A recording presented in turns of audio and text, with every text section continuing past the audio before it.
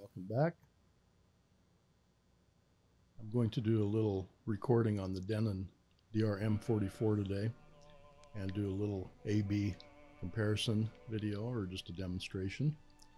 And don't worry, I'm not going to force Puccini on anyone the way I used to with my kids, who later thanked me for it. I'm using the turntable I have in my workshop.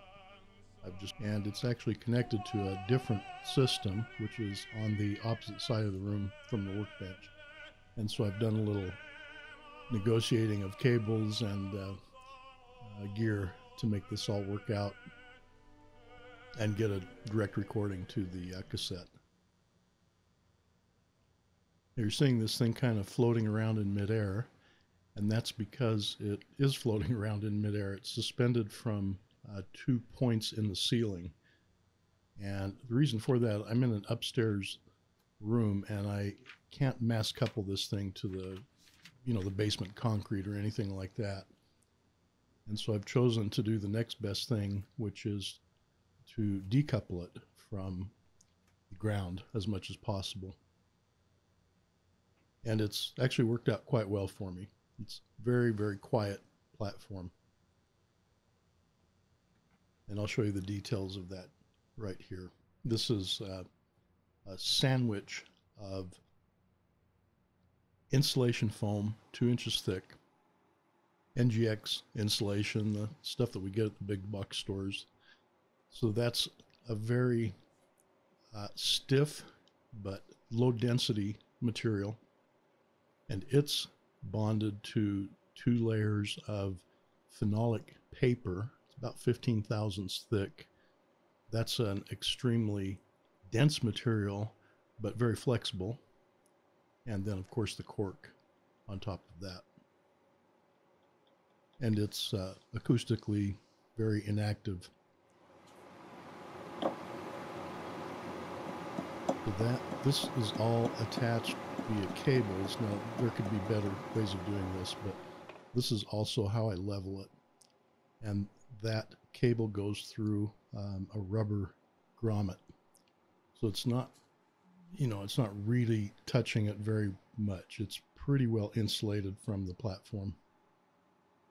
In one of the other videos, when I had finished the transport, the first tape I grabbed to test it with was this old Warren Zevon that I had actually made in probably 1979, 1980, right in through there, right after I bought the LP. And I did that because my impression of this deck from the very beginning was that it was fun to listen to. And this is just kind of a fun recording, and so I took the time to dig out my album. And, again, I think I bought this, I'm putting the timeline somewhere in about 79 when I bought it, maybe 1980. The date on it is 1978, and I quickly looked up on the internet. Couldn't focus on that close, but there's the text on it. And then looking up on the internet, apparently this is the first release, first pressing. I don't know about the pressing, but anyway, this probably has fewer than 12 plays on it. What we used to do back then, a lot of us, was we'd buy an LP and record it to tape and then listen to the tape. And so we'd keep all our vinyl in excellent condition. And this has been stored, pretty much since then. So this is just my setup.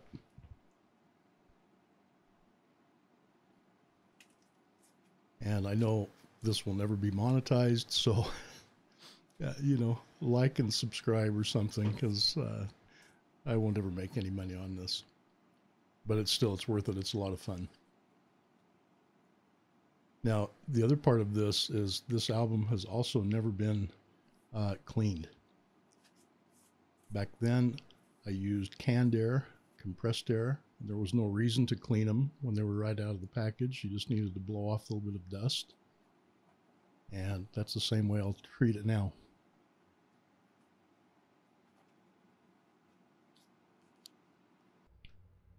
I'm also intentionally using the exact same type of equipment that we would have used back then, or very similar to it.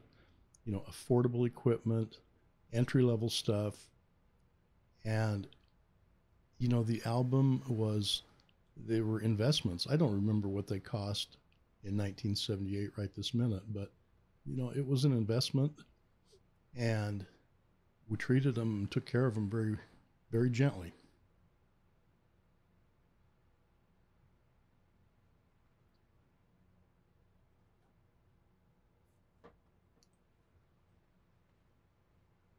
I've got, this is filtered compressed air. It's on a developed this filter. And yeah, it'll have a couple of ticks and a couple of pops in it, and I love every one of them. They're fine.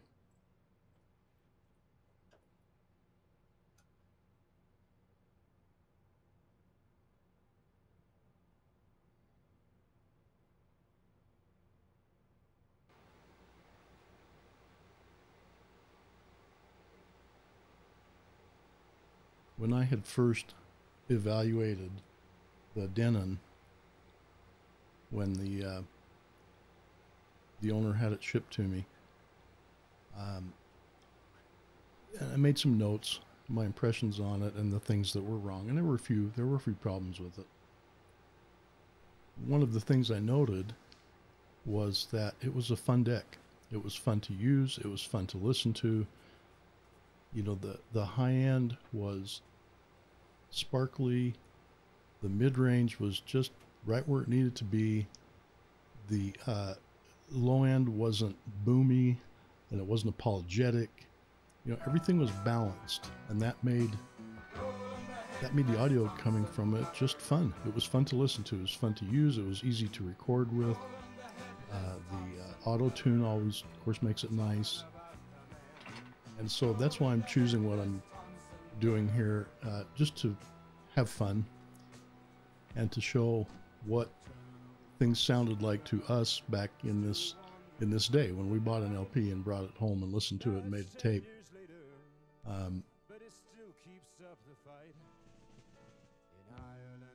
So I'm just going to get my levels set. I think I'm set levels on the deck, but I need to get them not to clip into the, I'm recording this into a laptop.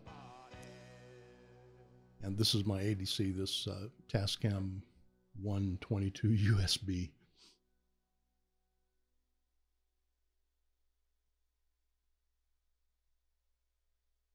I tried this a little bit earlier, and I wasn't paying close enough attention to the laptop inputs, and I actually clipped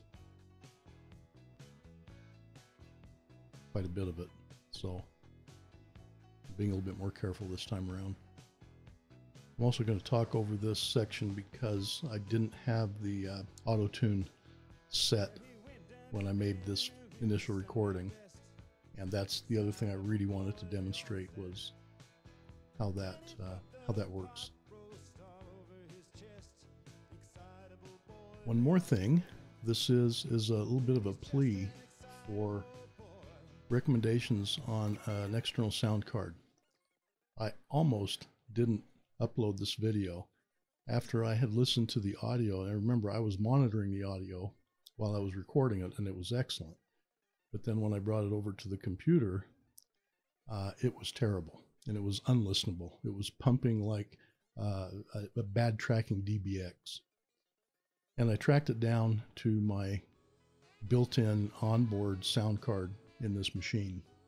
What I did is I exported the audio from the recording, from the video software, exported just the audio, and took it over to my audio workstation, which is running an HD Claro Halo sound card. And that's what I've always used, and I've liked the sound of them. But in this particular unit, I don't have room for another expansion slot because I've covered it up with a great big fan. And I love the fan, and I love the water cooling. I mean, I love the air cooling.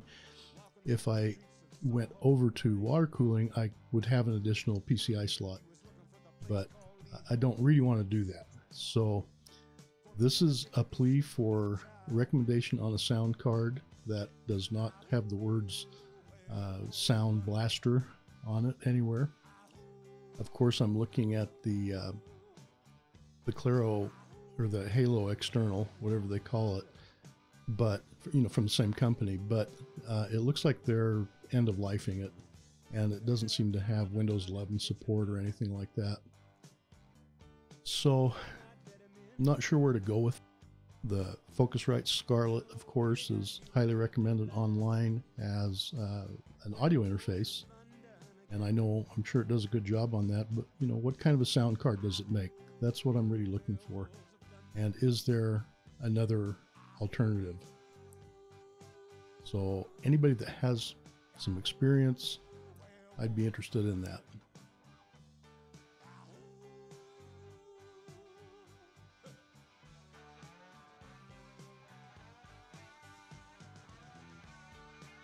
Okay, I think I'm getting set up here pretty well. I should have said this earlier, but if you only want to see the A/B test, it's at the end of the video, maybe the last 5 or 6 minutes, something like that. So of course, this is the track, but I forgot to run the auto tune on it. So maybe I'll just play a couple seconds of this at full volume, and you can see the difference. This was set up on a TDK SA, and it's a brand new or newly open tape, and this is an old tape that I'm using here, the Maxell, and it's been recorded over many times and used for many tests, but it's real, and that's what I'm trying to show here, is what's real. So here's just a few seconds of the track.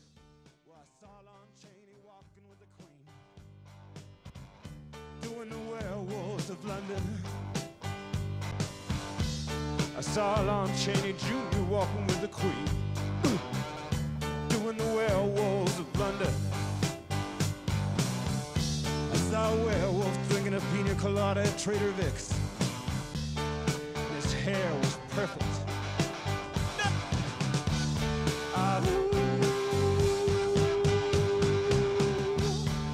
Werewolves of London. Draw blood.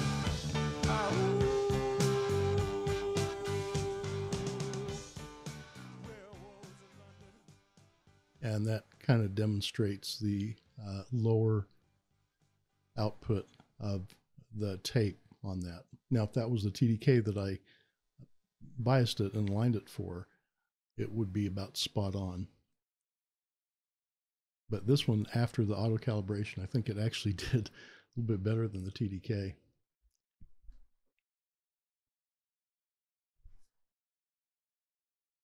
All right, we're set up, calibrated now. Again, this is levels and EQ. No bias on this.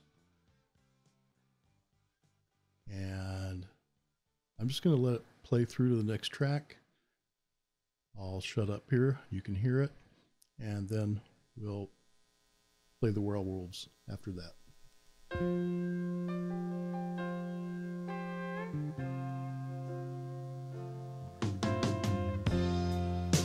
The phone don't ring. No, no.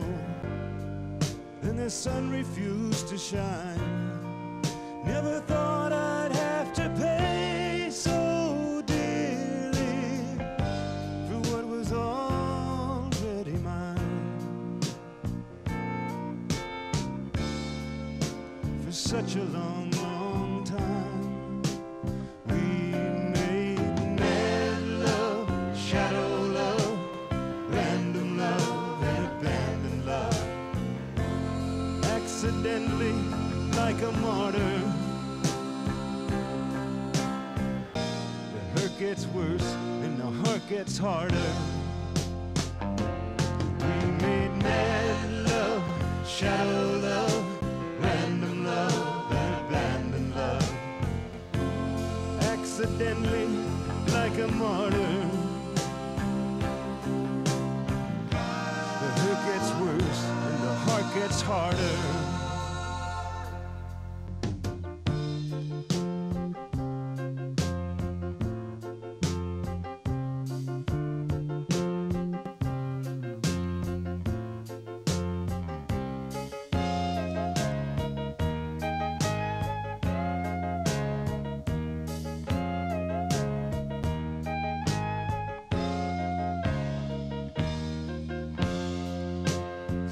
slide by. Shoulda done, we all sigh. Never thought I'd ever be so lonely after such a long, long time. Time out of mind. We made mad love, shadow love, random love, and abandoned love.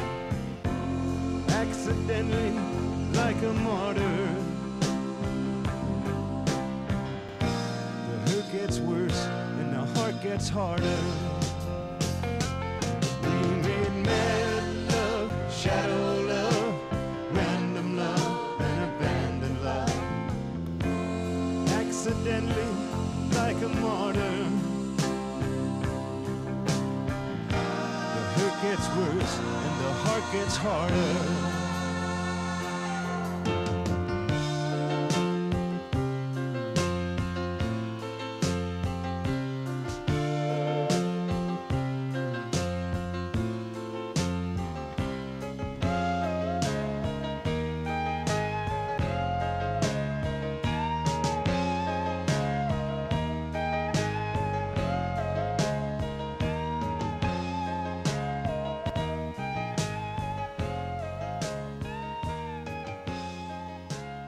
So I can see there's probably about a half a dB to a dB lower level on the tape. I think if this was a newly open tape, that would be compensated for the most part. So, you know, don't do the thing where you're trying to compare and say, oh, this one sounds better, because we'll always pick the one that's half a dB higher as sounding better. This isn't about that. This is to show what music sounded like before the days of auto-tune and loudness wars and all kinds of digital funny business, you know. This was just, and you know, I'm hearing the pure analog here. You're hearing it 2 generations removed. You're hearing it through the ADC into the computer, and then YouTube's compression and limiting. I think they do a little limiting on it, and they have to do that. That's fine. I understand that. And don't try the digital is perfect reproduction thing with me. I'll delete those comments. No, I really won't, but you understand my point. This is something that I'm doing to have fun. The owner was willing to let me keep it for a few more days until I had a chance to make the video. He was very kind about that. And that's what I'm doing. I'm just having some fun here and sharing it with my viewers.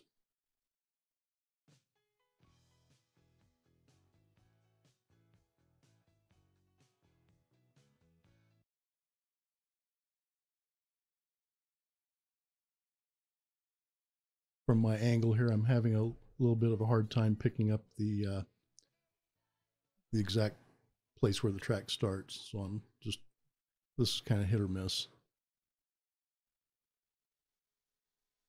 Here we go.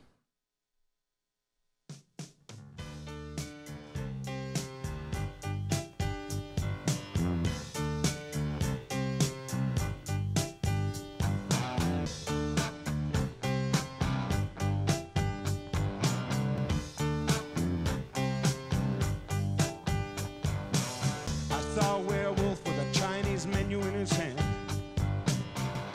walking through the streets of Soho in the rain. He was looking for the place called Lee Ho Fooks. Gonna get a big dish of beef chow mein. Ahoo, werewolves of London.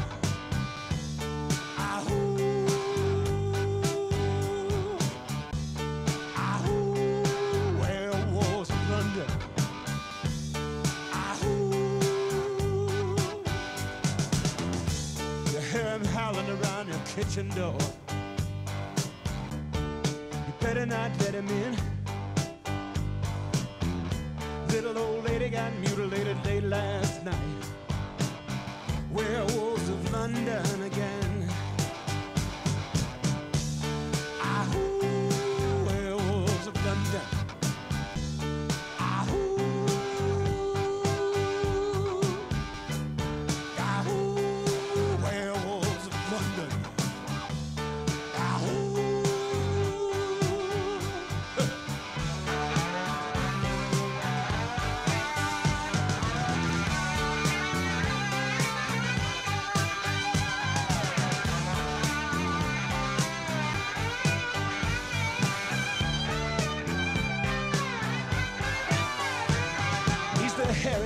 gent who ran amok in Kent. Lately he's been overheard in Mayfair. You better stay away from him. He'll rip your lungs out, Jim. I'd like to meet his tailor. Ahoo, werewolves of London. Ahoo, ahoo, werewolves of London. Ahoo. Well, I saw Lon Chaney walking with the Queen, doing the werewolves of London. I saw Lon Chaney Jr. walking with the Queen, doing the werewolves of London. I saw a werewolf drinking a pina colada at Trader Vic's. His hair was perfect.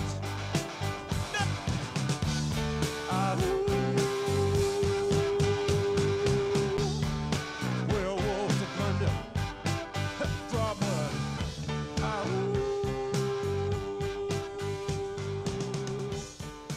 Werewolves of London.